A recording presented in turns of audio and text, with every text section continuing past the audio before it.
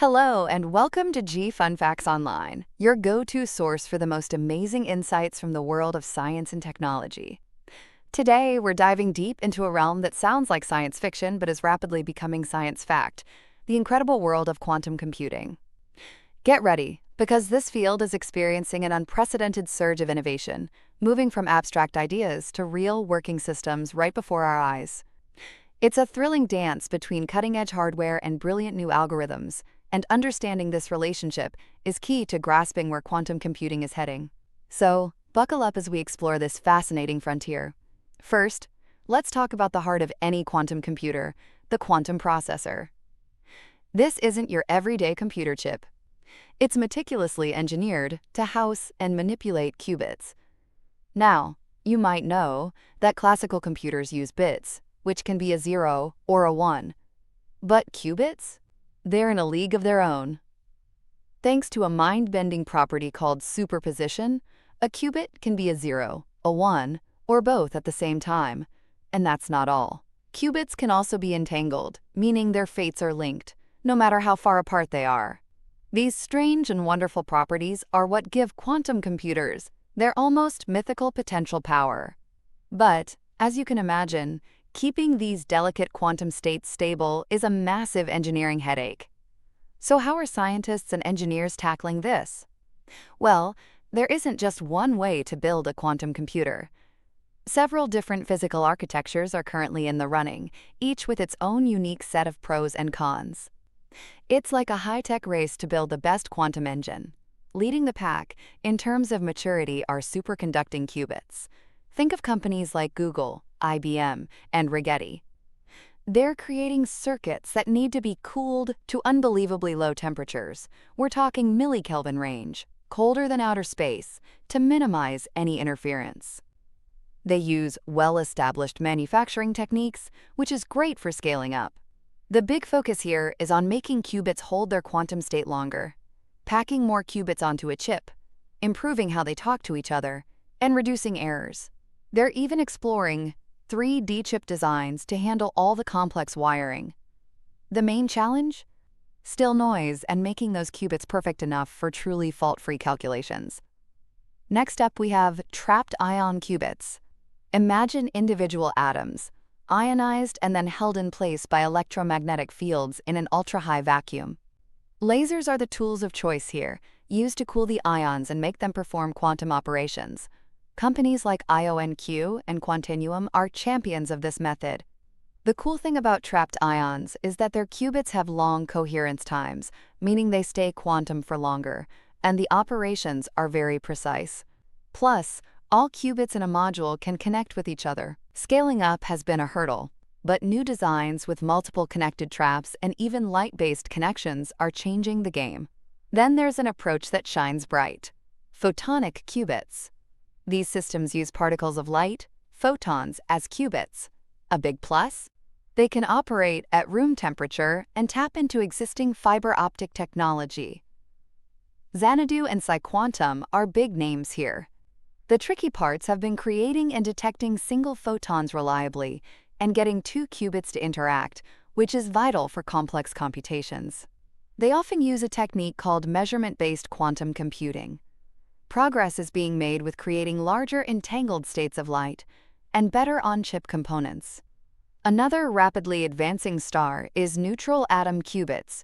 Here, arrays of neutral atoms are trapped by super-focused laser beams called optical tweezers. By exciting these atoms to high-energy states, called Rydberg states, they can be made to interact. Atom computing and Pascal are pushing this technology forward. What's exciting is the ability to create large, reconfigurable arrays of qubits, even in 3D.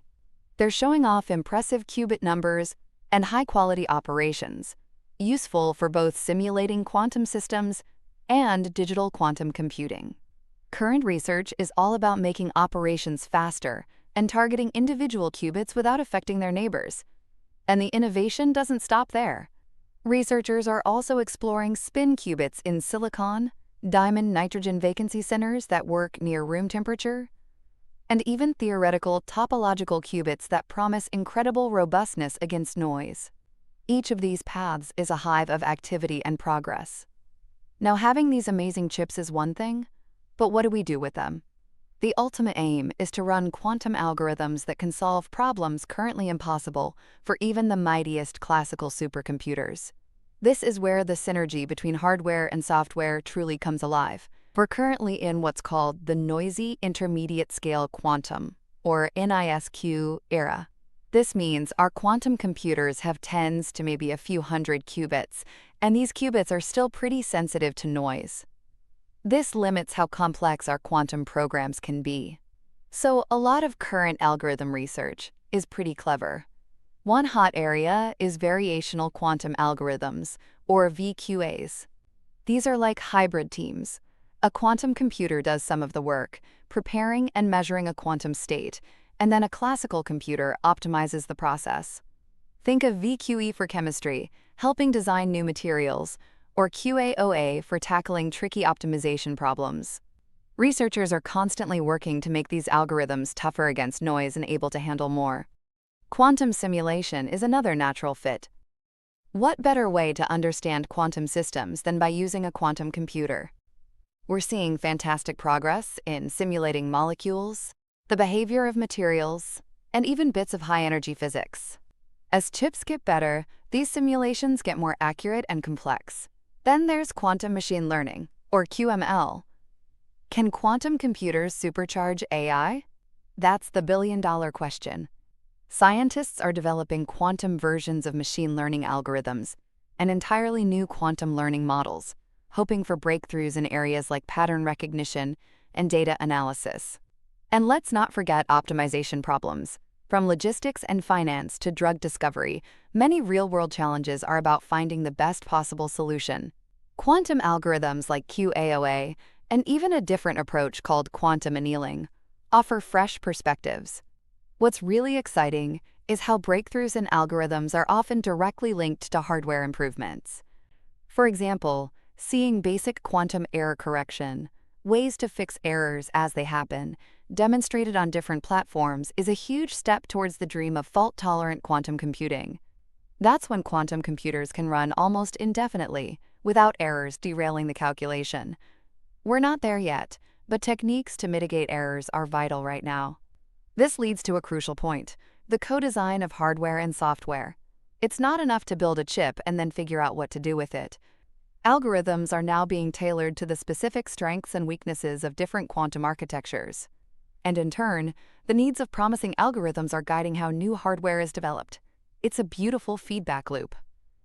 So what does the future hold? The journey from today's NISQ devices to truly fault-tolerant quantum computers is challenging. We need to scale up the number of qubits while making them more stable and less error-prone. We need better ways for qubits to connect and interact. Modular designs, where smaller, high-performance quantum units are linked together, look promising. And, of course, more advanced error correction is key. At the same time, algorithm researchers will keep pushing the limits of what current and near-term hardware can do, while also building the software tools we'll need to program the quantum behemoths of the future.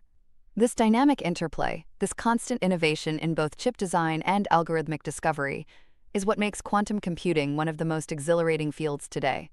The coming years are set to bring even more significant strides, inching us closer to unlocking the truly transformative potential of this technology, promising to reshape science, industry, and perhaps even our daily lives.